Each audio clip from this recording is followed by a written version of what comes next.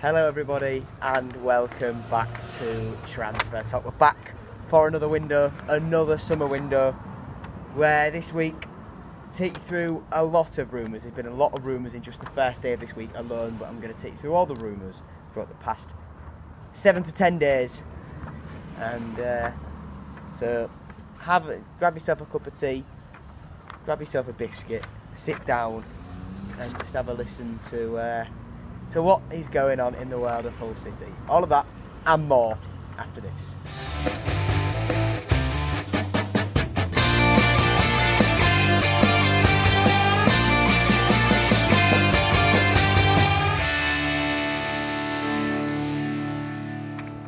Yes, hello everybody, welcome back to Hull City Transfer Talk.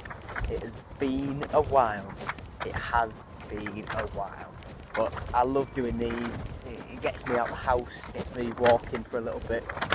So yeah, there's a lot of news. There's a lot of news for this first week of doing these this summer window. I'm going to try and keep them as frequent as I can. Next week might be a bit difficult because I am away for a decent portion of it. We'll go this way, we'll change it up, we'll go this way this time. Instead of going around that way, we'll go around the other way. And so it might be a bit more difficult, but I'll try and make it work nonetheless. We'll start with the arrivals, and by the way, if the audio quality drastically changes during the course of this recording, that's because what I'm using to record the audio from this little microphone here has run out because it's very low on charge, and I need to get this done and edited before I go away to London tomorrow, which I'll have gone away to London by the time you're watching this.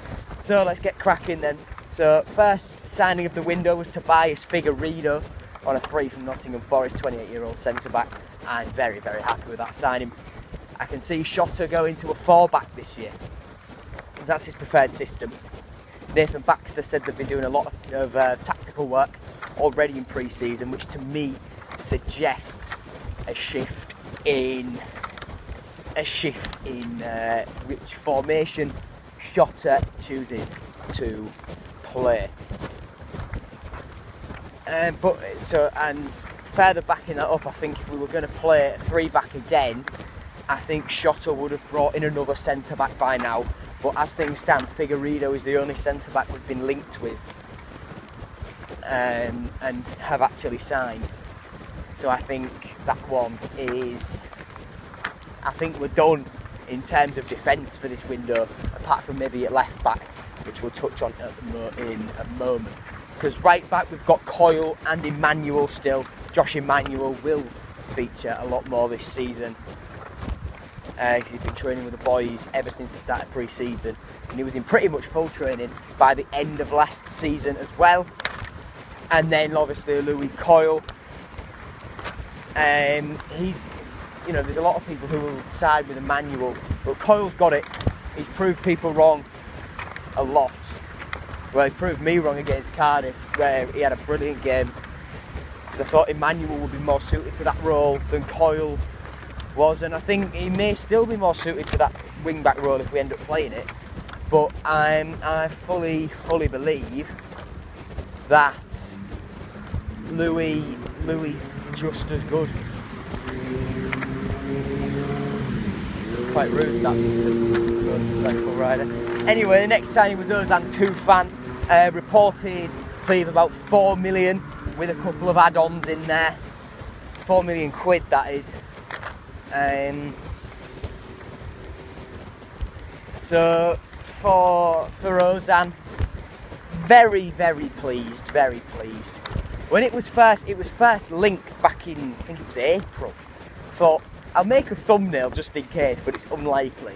I never ever thought we'd pull that deal off, but we have, and I'm incredibly happy with the fact that we have. And I think he's a confidence player, is Ozan Tufan.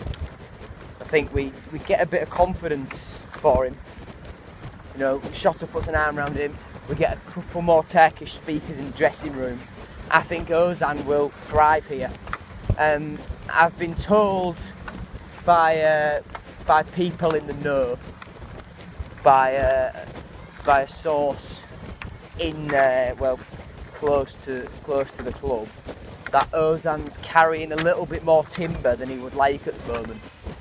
So he's looking to lose that.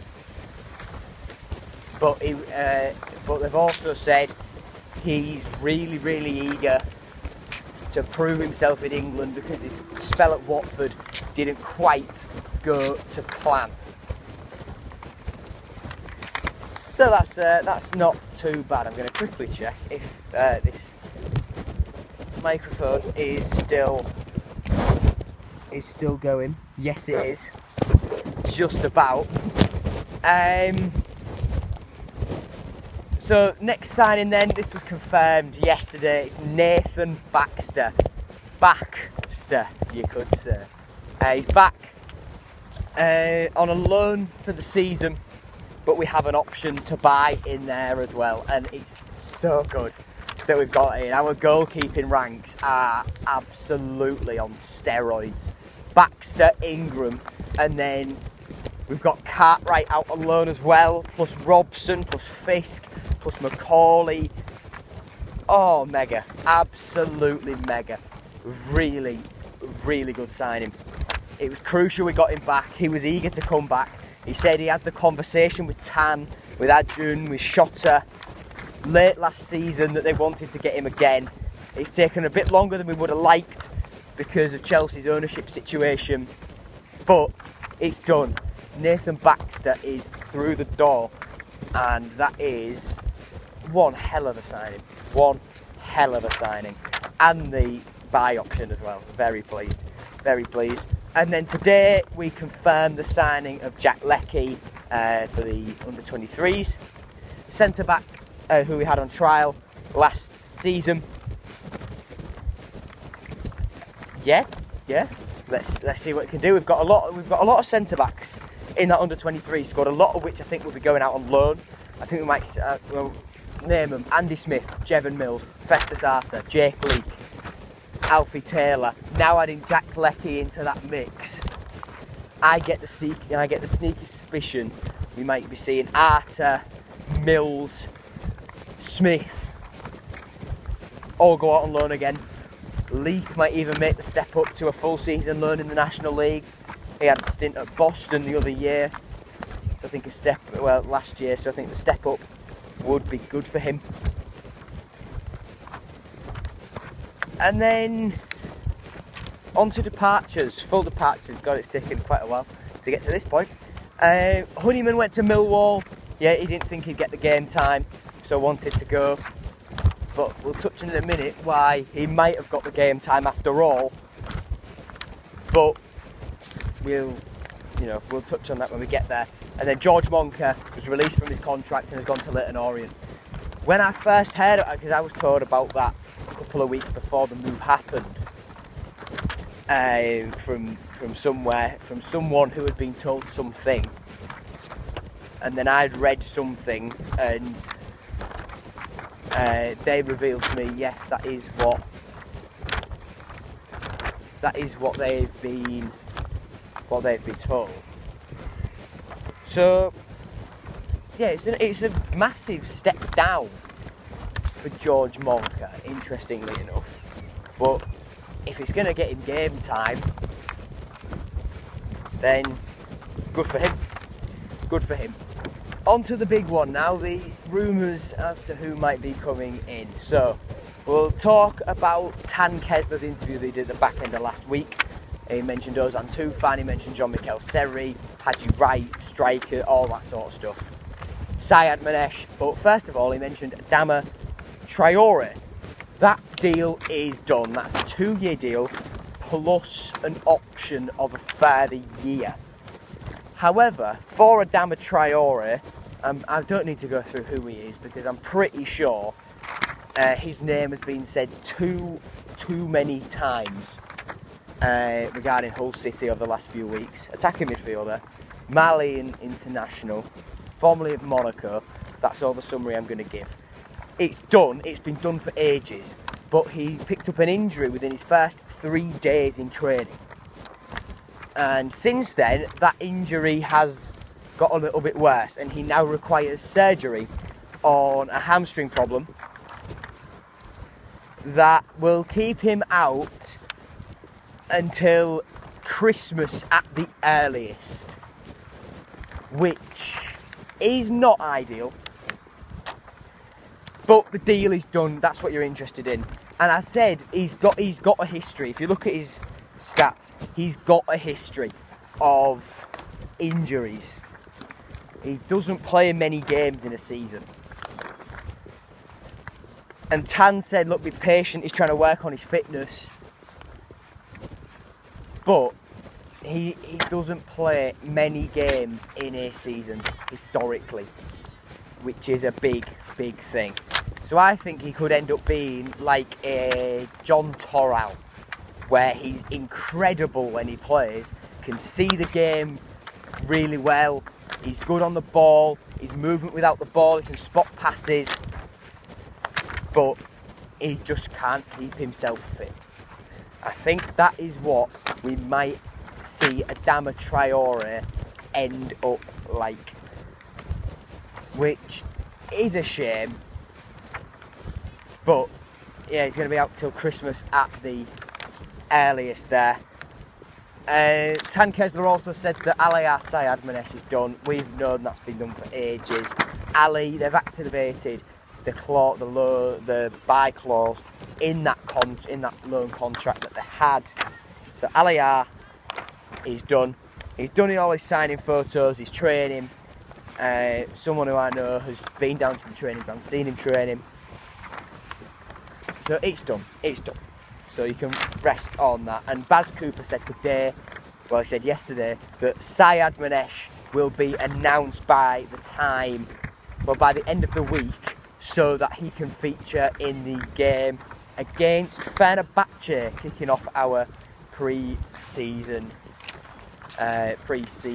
fixtures.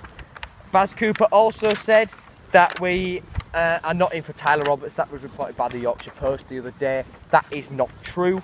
He also said Haji Wright and Vedat Mariki all look unlikely. Reports did say that we were back in for Vedat Mariki. Something's just flown in my eye, that's great. That we were back in for Vedat Mariki. That is now not, that is off. Haji Wright looks unlikely. We were in for him, but looks unlikely now. And thank God we're not going for Tyler Roberts. I don't want him. He only scores against us. And Baz also said that after the Jean-Michel Seri deal was was cleared, it wasn't going to happen because his family didn't fancy it. He wanted to come, but his wife didn't. So it was off. He was going to Italy. That is now back on and could be done within the next day or two. It seems as though Adjun has either offered him a little bit more money as an incentive, or his wife has discovered Kerkella. I'll let you decide which of the two it is. I'd like to believe the second one. There's also from Hull Live a little bit more later on in the rumours that have come out this week, but we'll touch on that in a moment. Georgian Footy said that Shota Avaladze said to them that we are no longer in for Hatayspor right winger, Georgian winger, Saba Lobhanidze. Now, I don't quite like Lobhanidze. From what I see, he's all right. But Hatayspor, we managed to get them to £4 million in the negotiations. And it was at that point that Adjun basically said, Adjun said to Shota, what do we think? Shota said, nah, he's not worth that. I'm not paying that. So, that's fair enough. And then there's a little bit more here regarding regarding someone linked with Shota. Obviously, Saba and Shota have the Georgian link. This guy, Dor Peretz, central midfielder from Israel, his agent said that Shota offered him the chance to sign for Hull City this summer. Shota worked with him at Maccabi Tel Aviv in 2017, I believe it was. So that was the link made. Shota wanted him. Don't think anything else has happened on that. Then again with central midfielders, according to Sports Digitale, we put in a bid for Trabzonspor midfielder Berat Özdemir, young Turkish central midfielder. Trabzonspor not keen on letting him go though, it seems.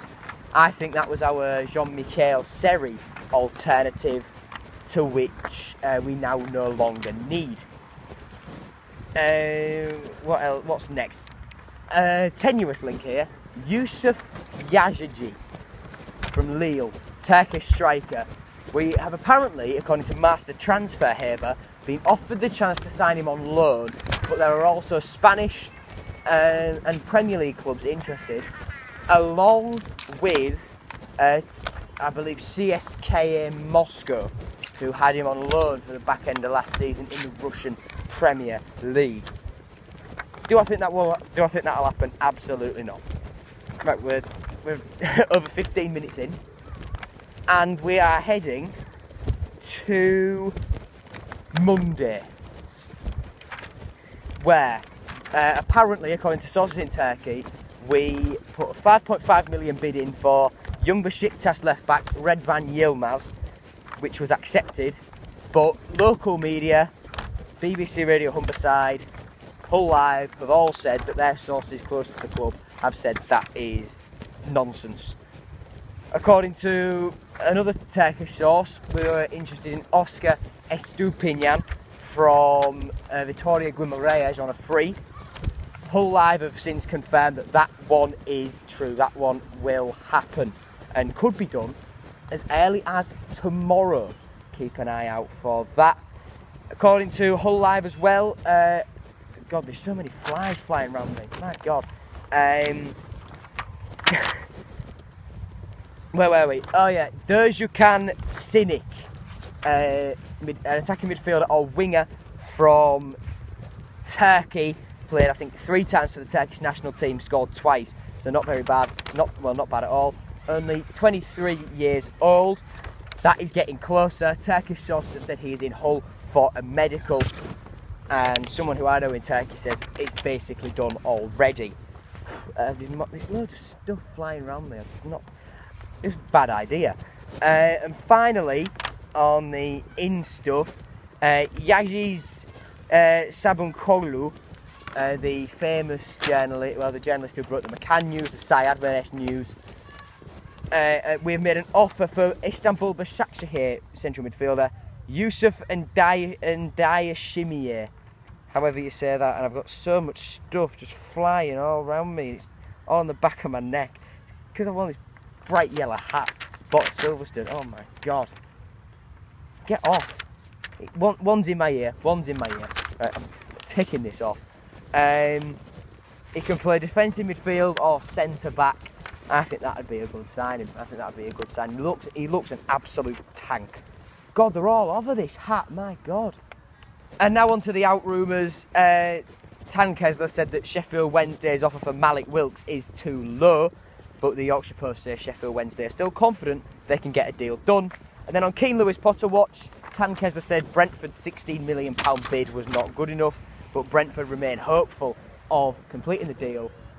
And KLP seems to be quite keen on the move to get consistent Premier League football. That's it for now because I'm going to go home so I don't get attacked by a swarm of flies. Right, see you later everyone. Take care.